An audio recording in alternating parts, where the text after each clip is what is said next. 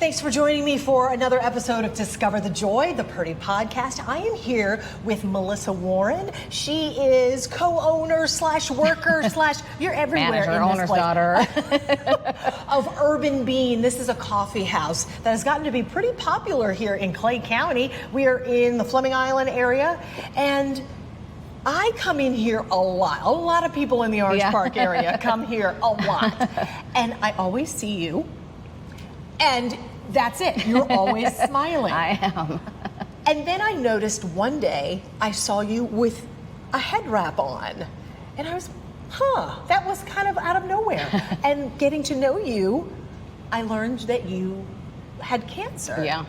But not anymore. No, not anymore. So this is an awesome story. But what a journey that you've been through, and you've really been detailed online. Yeah. You almost using Facebook like your journal. I do, actually. It's the only place I journal is really on Facebook because we're old like that. So I don't use TikTok or Instagram really for that purpose, but Facebook was great for that. So how long have you guys been here? We've been open for 10 years here. March was our 10th anniversary, actually. Your 10th anniversary working. Yep. In Urban Bean. Yep. And also you just celebrated your 20th wedding anniversary. Yes, ma'am. A lot of celebrations and... In 1 week. My cancerversary. Cancerversary. Wow. Tell me, what happened? Everything was going normal. You're just like the rest of us. You got 2 kids? I do have 2 kids who are now ages 16 and 19. And just trying to keep up, trying to go. Yep. When did you notice something was off? I actually didn't notice anything was off. A lot of people ask me, what were your signs and what were your symptoms? I actually didn't have any. And so it was really because my annual mammogram came due, and I was not going to go because I'm stubborn like that. And I thought, well, I did it last year. Everything was fine last year. Like, I'll be on the every other year plan. I'll just go next year. And it was really my husband's prompting that said, you should probably go. And neither one of us are like doctor people. We don't go to the doctors that much. We don't go to the hospitals. We're not one to run to the clinic for every reason. And so I was like, okay, I'm not really sure what he cares, but I'm like, no, I'll do it next year. I'll just wait. It's fine. And he said, no, you really should go. And so many of us do that, though. Yeah. You know, we're stubborn, and I'm a mom and a wife, and we're busy. Who has time for that? Who has time, and especially because there's a different process for women that have dense breast tissue, and so you have to do your annual mammogram plus the 3D ultrasound, which is 2 different appointments. I'm like, I didn't want to mess with all of that, so I did go, and I did get scheduled, and I had my original, and then they called me back for the 3D ultrasound, and it was then that they said, hey, we have something we'd like to biopsy. And I kind of knew, and I felt in my spirit actually that it probably was cancerous. Mm-hmm. I felt a peace overcome me, essentially. And many people would be freaking out. Yes. Which I'm sure there was a little of that. There was a little bit of that, yes. And so what did you think when you were told that? They wanted to see you again. Yes. So they biopsied it on August 13th. And as I was laying there on the table, and they were just, I don't know the doctor lingo, but last year? It was August 2024. And I just kind of felt then too, I'm like, yep, they're going to find something that's cancerous. And I had no idea to what extent that meant. And then you don't find out the results right away, so I had to wait and wait and wait. And it was only 3 days, but of course those 3 days felt like 3 weeks or 3 years. And they called, well, actually I found out via my chart portal through Baptist Network. That's how I got the results originally. And when you don't understand the talk, you don't know what all of it means. And so I saw invasive ductal carcinoma, and I know carcinoma meant cancer. I saw grade 3, not stage 3, but grade 3 described the type of tumor that it was, but not the stage that it was.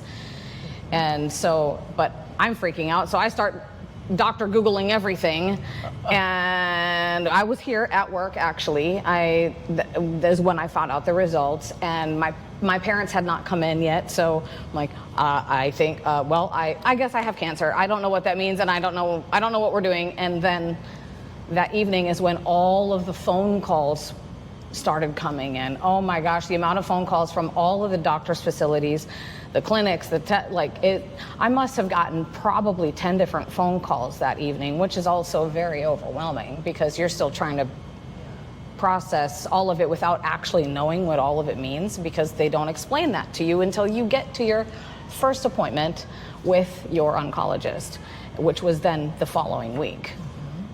And so once you got there, what did they explain happened? Was it breast cancer only? Yes. So 85% of women's breast cancer falls into estrogen positive, progesterone positive, or a protein called HER2. If it is none of those, it is called triple negative. Triple negative, you think, oh, well, that must be better then because it's not estrogen receptive, which it actually means that it is a little more aggressive and the chances of recurrence are higher. And it only affects 15 to 20% of women, and it disproportionately affects women of color, women under 40, and also women who have the BRCA gene mutation, which I am none of those things. Yeah. So, and I did get the genetic testing done, and I have none of the cancer, any of the cancer genes, at all. I have no family history either. So did they say how this happened? They don't know? No, they're still actually researching it.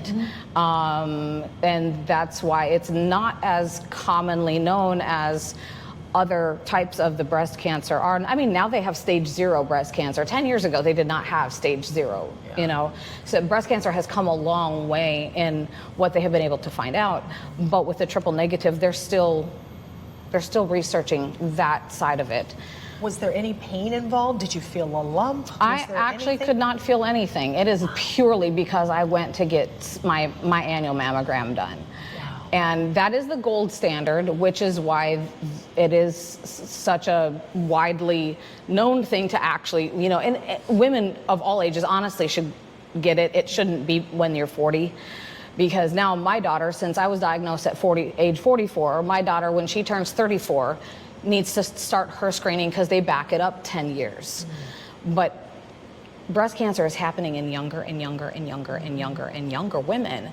And so, but your standard protocol for insurance especially is to get it done at age 40.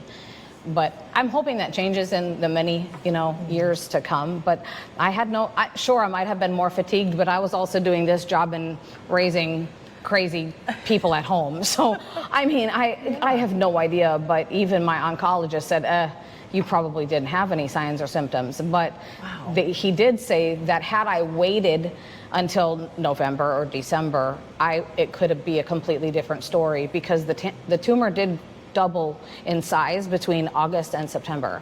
And September is when I had the tumor technically removed. I was technically cancer-free in September, but I still had to, because of the type of tumor that it was, I still had to go through IV chemotherapy and radiation because I did not choose to get a mastectomy because my chances of recurrence are the same because of the type of tumor it is. So where was the tumor? It was about 10 centimeters in.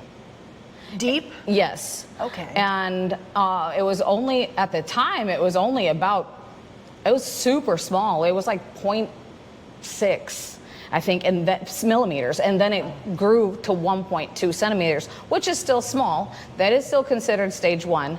But it was on the cusp of potentially being not necessarily stage 2, but needing a more aggressive form of treatment. I kind of got the medium range of the chemotherapy treatment. Not the most aggressive, but not the least. I got mid-range because of it doubling and because of it being triple negative. So how soon were you able to get started on the chemotherapy and then the radiation? Well, I did start I had the surgery in September, and so a month after I was diagnosed is when the surgery happened. A month after that is when the chemo started because they want your body to heal and recover for a month before throwing you, into the chemo world. And there's the first 4 doses of that were a stronger drug. Called doxorubicin, or some people call it the red devil because it is actually red. and it is a syringe that they inject you with, and it is red. And I was supposed to have gotten that every other week, but then when I originally had my first port put in, it was so that they can inject. Correct. Yes, that is how they give you your fluids beforehand, and all of your pre-chemo meds, your anti-nausea meds, which I also had an allergic reaction to one of them as well. And then when they went, this would not heal. So when I went for round 2, The port. yes, the nurses at Baptist Clay, which is, I went there because there was a storm downtown, so they shuffled everybody they were shuffling people around. So it was a weird day anyway, but when I got there, they did not want to access it because it was not healing properly. It basically was, might be a little gross, but it was skin, blood, and like Dermabond, which is like that kind of a glue that they put over your skin to heal, kind of a glue Band-Aid almost. And it formed this bond that was, it would have caused infection had they chosen to access it anyway to give me the chemo. But it was because of the nurses who was like, well, no, we're not going to do that. Something is wrong there. So rigmarole later, they shuffled me down Baptist downtown, not MD Anderson, but Baptist downtown, to their IR department for them to look at it and assess it. And the interventional radiology, not the OR, but IR. That's where they do all kinds of different things. And it's just a small little room, and you're like literally next to like 7 or 8 different people in there. And the doctor in there actually said that it looked fine. Like, I don't think that it does, but okay. And so then I went back, and my oncologist ended up saying, no, we're gonna use a PICC line instead. A PICC line. So there's like so yes, that goes here. Correct. Like a regular IV that we're used to seeing. Yes, there's like a PICC line, central line, midline. I don't know the differences between all of those, but they went there instead of. Correct, because we're still going to give this time to heal a little bit. Gotcha. So, and I still needed to stay on track for doing chemo because now I was another week behind in that, and they wanted me to be on every other week, but it ended up being like every 3 weeks, which kind of was nice and a blessing, but also sucked at the same time because for your first week of treatment, you just kind of feel like trash and you're tired and you can't do anything. And by the time week 2 rolled around, I was like ready to go. I could conquer the world. And then it's like, oh, treatment time came back around again. And then you kind of crashed out again for another week. But eventually, this never did heal. So they actually chose to they took it out, what's called a revision. They took it out and then gave me a whole new one that went on this side. Wow. And so now I have 2 little scars right there. And then that side healed fine. And in fact, to this day, the new side still looks way better than the old side. This side still never really healed that well. Then after that, now we shuffle onto a new different type of drug called paclitaxel, or Taxol for short. And what does this do compared to the other one? You know, I don't really know the answer to that question, but it is, yes, it is a different, they shorten it to like ACT. So AC is like the first part, which is the doxorubicin, and T is the Taxol, which is the second part. And usually that's a quick, I mean, the whole process is still like 3 hours from beginning to end, but that one was weekly. So the first 4 were every other week, and then the next 12 were supposed to be weekly. And I only ended up doing 10 because I ended up developing neuropathy, nerve damage in my fingers, and also now my toes and my feet, which that actually was delayed. My toes and my feet didn't start going numb until like a month or so ago. My fingers started going numb into the treatment, and so they chose risk versus benefit. The risk of me potentially having long-term neuropathy damage was greater than the benefit that I was receiving from the chemotherapy at that point in my treatment. Oh my goodness. So they cut it short. So chemotherapy, then radiation. Then radiation. Which was a month, like another month-ish in between that as it worked out. which worked out well because my husband's mom unfortunately had passed away in the time being. Oh, gosh. And he only has like a couple of uncles and some brothers in California. And he talked to them and said, we don't want to go during her treatment, so can we wait in the in-between time? And so in between chemo and radiation, we flew to California for his mom's celebration of life. It was just a small little family gathering. Still, And then that's a lot going on. came back and boom, started radiation right away, which is every day, 5 days a week for 20 rounds, at least for me. My friend had to do 33 rounds. It does vary, you know, per treatment plan, I guess. Was that but just as tiring, that treatment for you, or did it make you sick, or what was the effect on you? I was expecting it to be a little bit worse because a lot of people were saying, oh, you know, it's going to be really hard, you're going to be super tired. And it would hit me kind of like, because we actually had to leave here. We left work at 11:30 every day because it was at noon, ran down to Baptist Clay. It's only a 5-10 minute appointment, lay you in, zap, zap, zap, then drove back. By the time I drove back, I'm like, I'm feeling tired again. The worst part really was that it was every single day. Yeah. You know, I'm blessed in that I really did not have as many effects from that as I could have.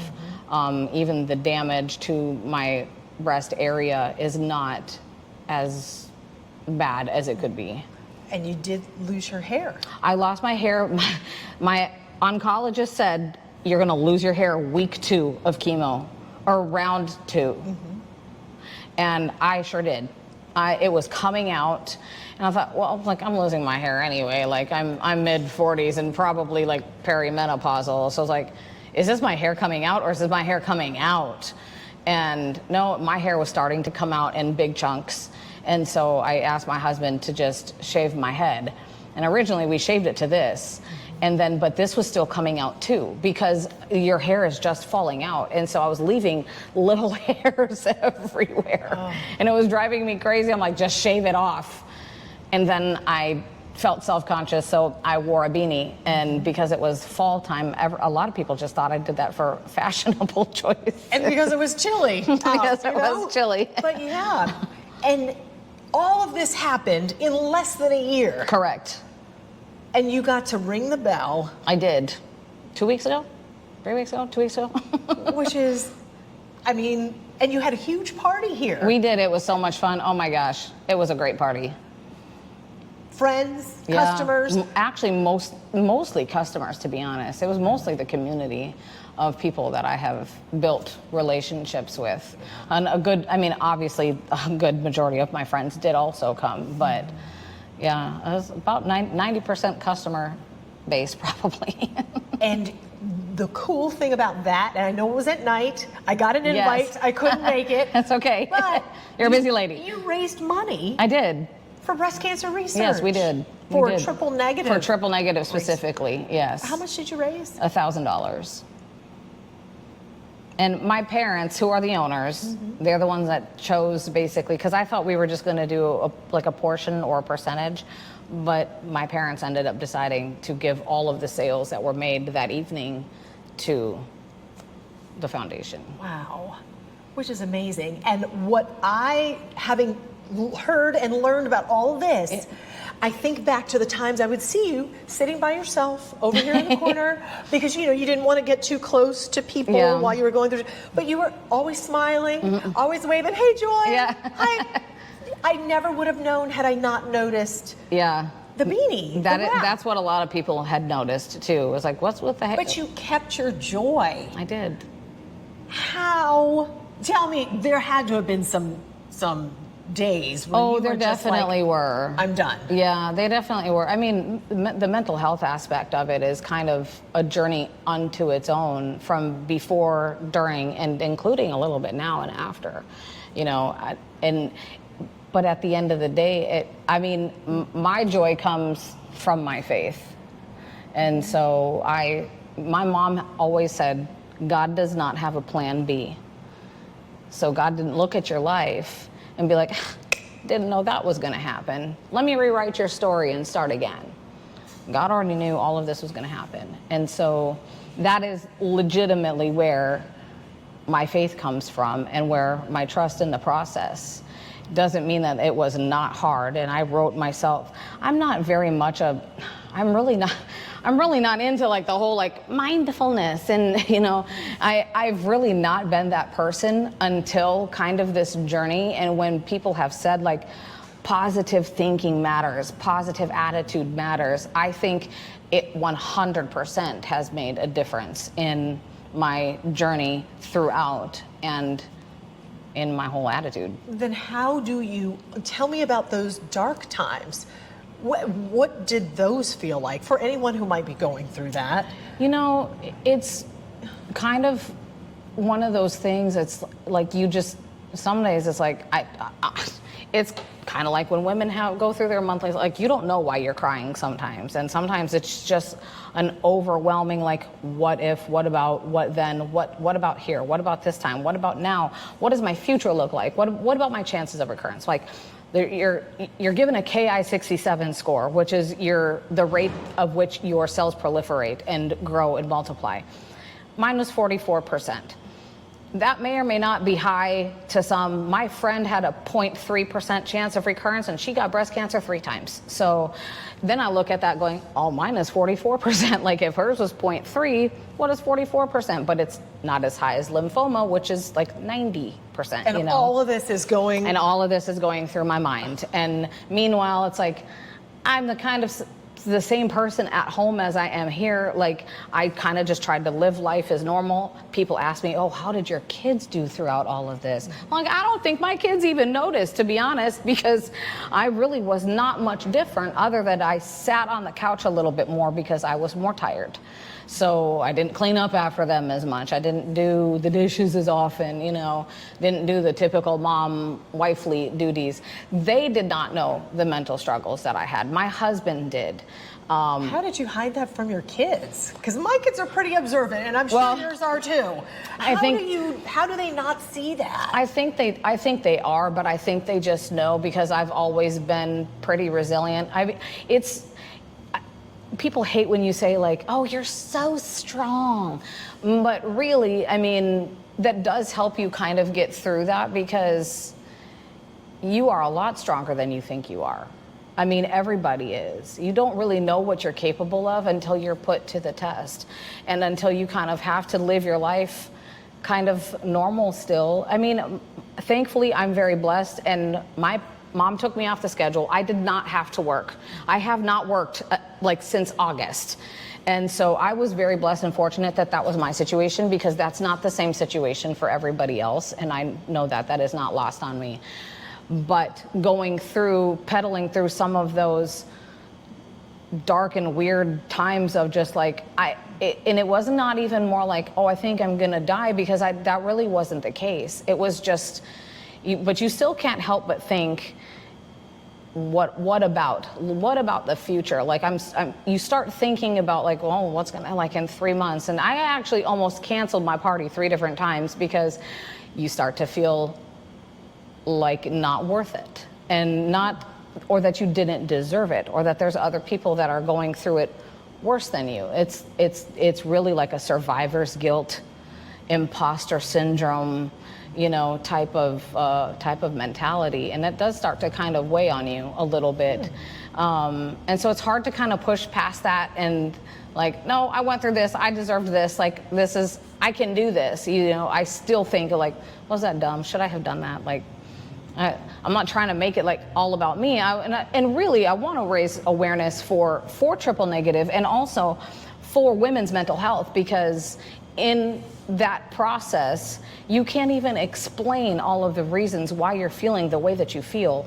And I would tell him well, honey, what are you thinking? What's going through your mind? Honestly, I have no idea. I just know that I'm sad or I'm bothered or I'm more annoyed or I'm easily angered or I'm easily annoyed or I'm just worn down. All of the appointments and the phone calls really get annoying. They call you 3 times to like confirm an appointment and tell you how much your money is going to be and all of this other stuff, and it's just, there's so much that goes on into every step and facet. Like I have 3 different doctors and I do still have to follow up with all 3 different doctors for the next 2 years. And every 3 months is blood work. It's just like, I just want to kind of forget about it, try to and kind of move forward. You know, like, I know that my outlook and my prognosis is very good, but also it may not be. And that is the scary part. And what they don't talk about is what you should do beyond that, and how you should, you know, and if there is anything that you should do. But then that starts to become very overwhelming also. Should I get rid of all of the toxins in my household? What even are all of the toxins? Should I stay away from sugar? Should I only drink water? Should I never have an alcoholic beverage? Should I, you know, all of these things start to go through your mind, and it's like, I can't do all of this, you know? And if I'm gonna die, it's not gonna be with a carrot in my hand. Oh gosh. You know, so those are the kind, it's just, it is really more thoughts of like overwhelming what if scenarios, essentially. So what does happen now? I know you have to follow up with the doctors. Yes. Where do you go from here? How do you said you wanted to raise awareness and bring awareness. Yes. What are your thoughts about that? Well, through the process, at the very beginning, I inadvertently became friends with 2 of the directors of MD Anderson. The cancer center. Yes. They're involved in a couple of different facets. And so I wanted to basically reach out to them kind of once I kind of got back into the groove of things, and see about volunteering, you know, in some type of way. Also, I just like to share what I know and share my knowledge via Facebook, whether it helps 1 or 10 or 25 or, you know, who knows, I don't know. But because it is such an unknown, it's not as well known as like other, there's two different people that I talked to this week actually, when I was like, oh, it was triple negative. They're like, well, that's great, that's better. Like, actually it's not. I'm grateful and blessed that it was small and the time that it was caught, and I'm very thankful for my husband. And because honestly, I would not have ever gone to get my annual mammogram done. And so that's one of the biggest things, is going to get your annual mammogram. If you've never thought about doing it, go and get it done. I'm not even sure my own mother has had it done yet, to be honest. I think now she is obviously thinking about it. But that's like that's because my surgeon still said that is the gold standard, because I said, what now? What now? Like, there's not really a lot more testing for me unless I have symptoms of some sort. So if I'm like, oh, my shoulder has been really hurting me for the last 4 weeks, then I would call them and they'd be like, let's come and get it scanned just to see, you know. Otherwise, for 2 years, it's every 3 months of blood work. There is a blood test called Signatera, which basically tests your circulating tumor DNA. Is this forever? No, it's for 2 years. Okay. Unless there is a continual like problem, issue, concern. So for 2 years, it's every 3 months. And then I'll have the follow-ups with, I think, all 3 doctors for 2 years, I think. Or maybe that might just be for the first year.